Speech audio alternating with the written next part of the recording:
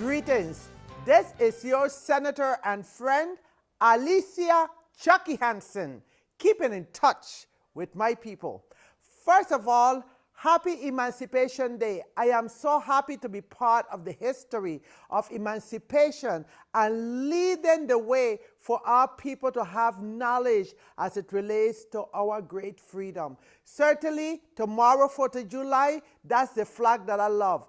America the Beautiful. She is not perfect, but she is the best. So let us all celebrate emancipation and 4th of July here in the Virgin Islands. Certainly, I want to thank my colleagues of the majority, particularly Senator Cole, the majority leader, and also Micah Malone, the president, for inviting us non-majority to help with the process as it relates to the issues relative to the economic situation in the Virgin Islands. Most prominently, the return of the 8% to the people of the Virgin Islands government. They asked me to participate. They asked me to assist. It took 5 months, but nonetheless, I decided, yes, because of the people, I will help.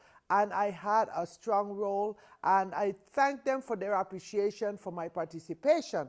I want to give you some clarification on what took place this past week. First of all, there's a bill called 300154. That is the bill within that created the creativity to protect the 8% that we put in place last term in the 29 legislature. However, from the beginning of this year, the governor and his financial team has consistently advised us that although the 8% passed in the 29th legislature, although the monies were set aside is good money for that 8% return, it is actually a shortfall of $19 million this year.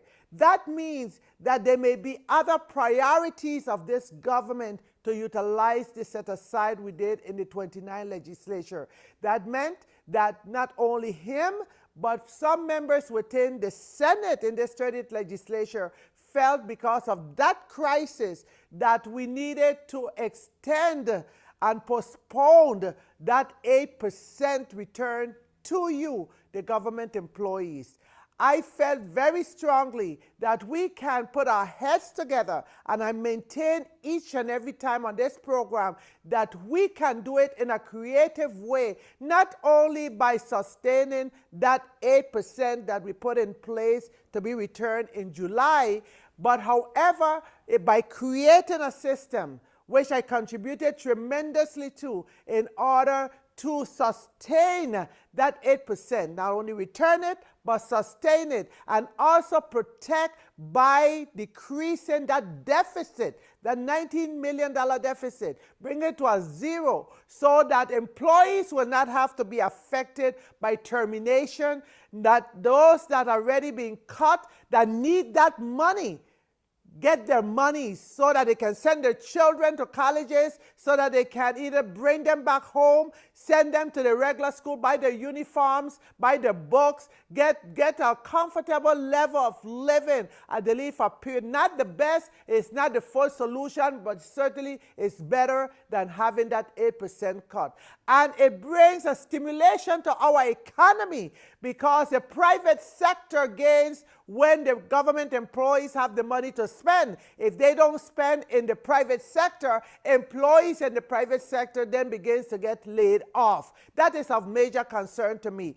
On Friday, we will be returning to session because we have to tweak some areas that, for example, where we have given $1 million to a certain entity, EDA, we have now cut it based on some additional information to $400,000. Another example is where we may have had the word revolving, we need to add the word control. We have areas, for example, where we had the word desk for schools, or other areas we needed to add the word chairs. So that's why we will be returning. That bill has not yet gone to the governor. There's some rumor, some misstatement out there that the bill went up to Government House with errors. That has not happen. That bill is still in the possession of the Senate. We are going to go in Friday to tweak the areas that we feel needs to be tweaked and then send a perfect bill, we hope, to the governor of the Virgin Islands. I can assure you that after we have completed that work, we in fact have gotten the commitment, as we work with the governor, that he will sign that bill. I am asking Governor DeYoung that if this bill has the creativity that we thought we could get, please sign that bill into law and sign it very quickly after we get through with that bill on Friday, and the President of the Senate will be sending it straight up to Government House. Until next time, this is your Senator and friend, Alicia Chucky Hansen, keeping in touch with my people. Thank you.